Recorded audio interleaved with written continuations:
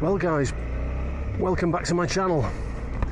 What I thought I'd do today while I'm waiting for the DSX 900, which is inbound and imminent, I thought I'd do a long-term review of the Suzuki V-Strom 650 XT, the adventure touring model with the spoke wheels, and a long-term review of what it's like and what it's like to ride, and any misgivings or positive comments I've got about the bike.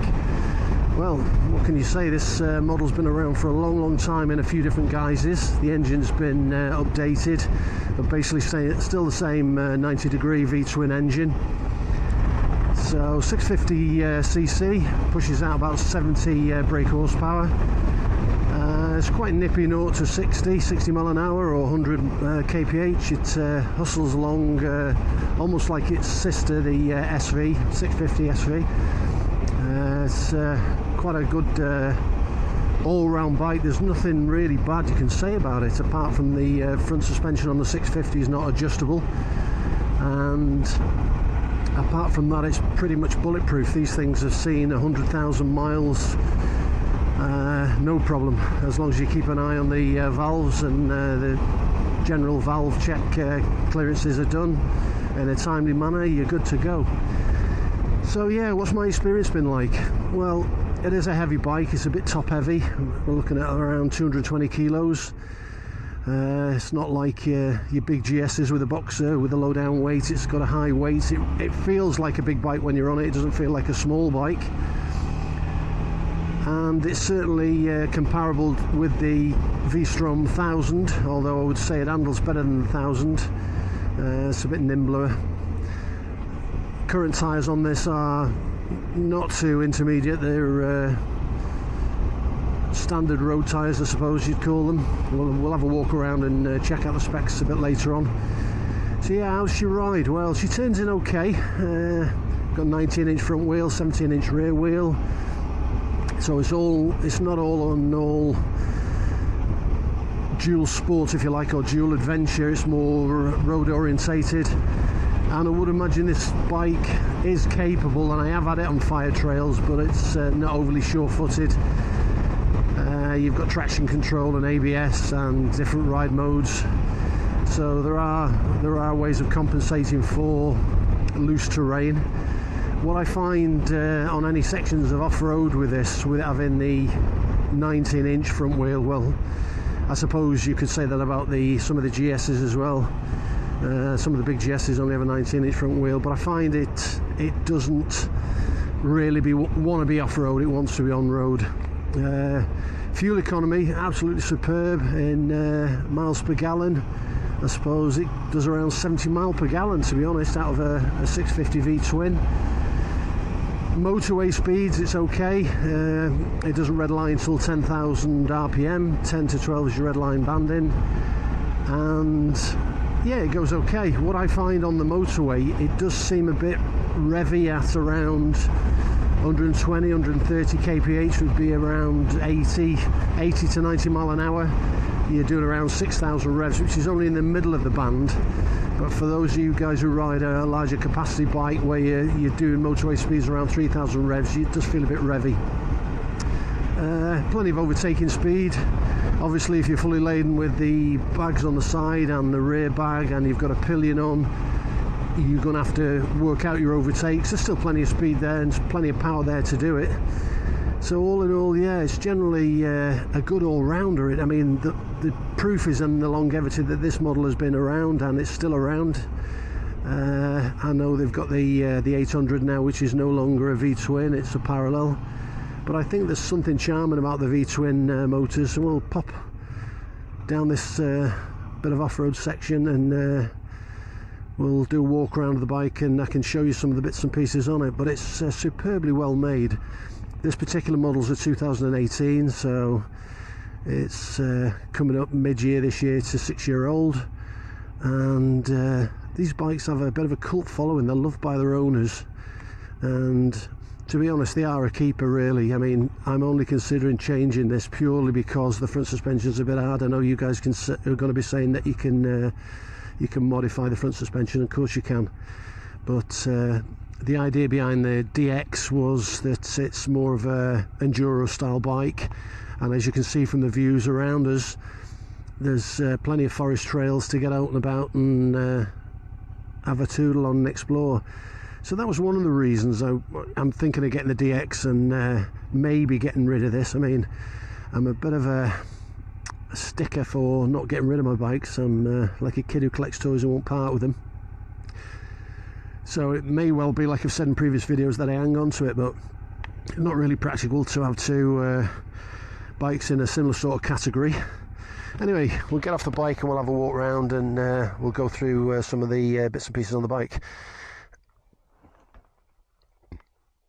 Yeah, so one of the first things you'll notice on the front of the bike is these huge rear view mirrors. They actually are massive mirrors, give a good rear view, but they look a bit old-fashioned and dated now.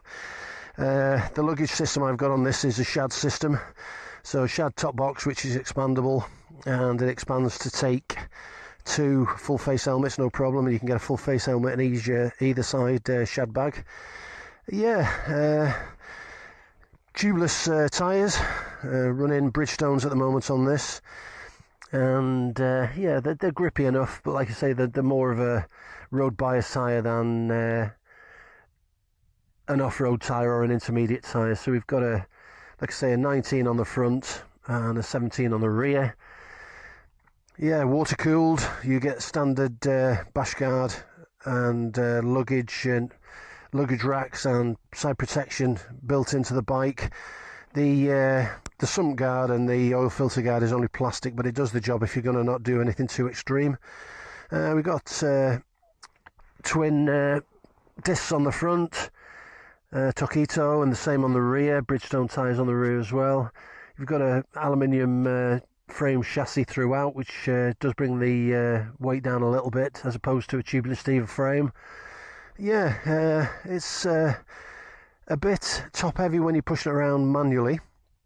That said, once you're riding it, you don't really feel the weight. It turns in okay. It's with this 19-inch front wheel on the front, it does turn into the bends okay. Yeah, I mean, you can see, just about seeing in the middle there, the V-twin engine. So it's a 90-degree V-twin. You can see one cylinder facing forward there and the other one's facing up at the back. And yeah, it's been around for a long time, this motor, in its different forms. Same basic motor that's just been tweaked over the years. The newer model, or this model and the newer models, have got the duckbill beak on the front. You've got twin headlights on the front, one above the other, clear indicators. Nothing LED on it. We're going back a few years with this, so most new bikes are LED. These are just standard bulbs. Yeah, it's not the sort of bike that's going to jump out and make you go wow looks wise. It's a bit of a Marmite bike, a bike that you love or you hate. I think it's a good looking bike for what it is, the type of bike it is.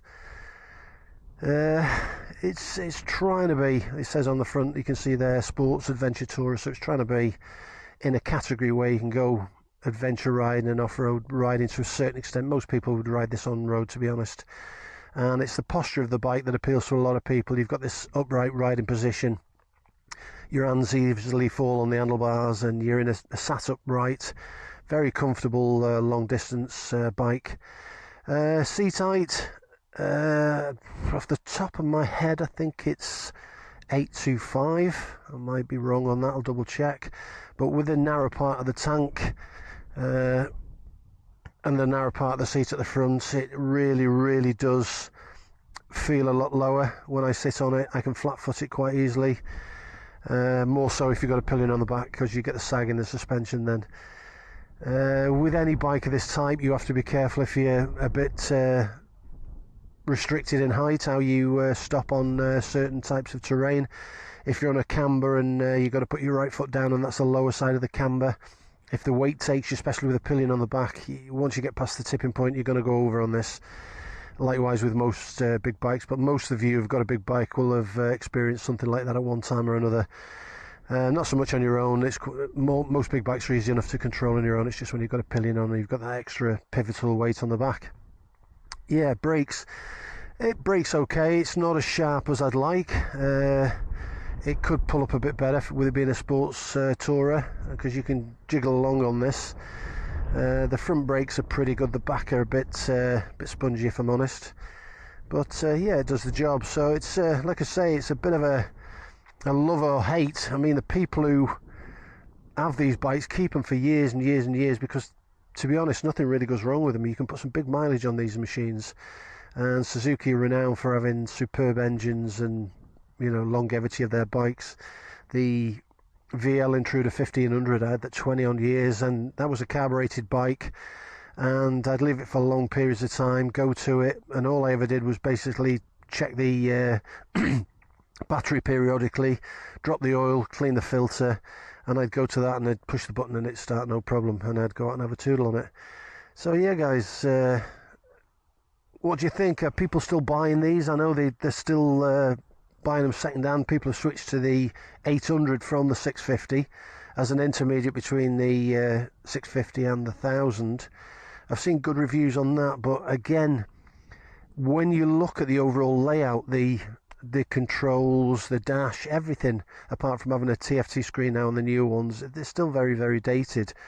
I think a lot of the equipment and the switch gear and stuff they've kept from the older bikes. The lack of cruise control on this model, and I suppose the newer 800, is a bone of contention for some people, but then again, it just depends of your usage of the bike. For me, I would prefer cruise control on it, to be honest. I'm quite looking forward to getting this DSX with all the bells and whistles, but we'll talk about that in another video. So there guys, there she is. There's not much I can say that hasn't been said in previous videos. It's a solid, reliable, go anywhere bike that's got everything you need on it. It's great for two-up touring. It's got adjustable rear suspension. You can see there you can actually adjust the suspension soft or hard. And yeah, it's a nice bike, and like I say, I may end up keeping this alongside the 900 DSX Vosges as well as the Super Meteor, and we'll be back to 4 bikes with the classic Scrambler I've got. So talk about reducing the stable, keeps growing and then going down again, but boys and their toys, eh? So guys, give me a like, give me a thumbs up, subscribe, ask me any questions you want. If you're thinking of buying one of these and you've got any doubts or you want to ask any questions, the gearbox is nice and smooth on it, changes up and down really nice, rides really nice wide stance on the bars. As you can see on the front, I've got a screen riser. It is adjustable, the screen, but you have to undo the nuts to adjust it. But I've got this on the top, which helps tremendously. You don't get any wind noise or buffering or anything with that. Really does help when you're out riding and about. So guys, I'll leave it there. Give me a like, give me a thumbs up, subscribe to the channel. And as everybody is waiting for the new DSX, I've been told it's being shipped from the suppliers around the middle of April, which is around the 15th, and it should arrive in the dealerships here in Spain in the beginning of May, we think, end of April, beginning of May. So we'll look at another 4 weeks minimum, I would think, depending on shipping and shipping times. Obviously they're coming by container ship, so they're going to take a while to get here. So yeah guys, ride safe and peace out, catch you in the next one.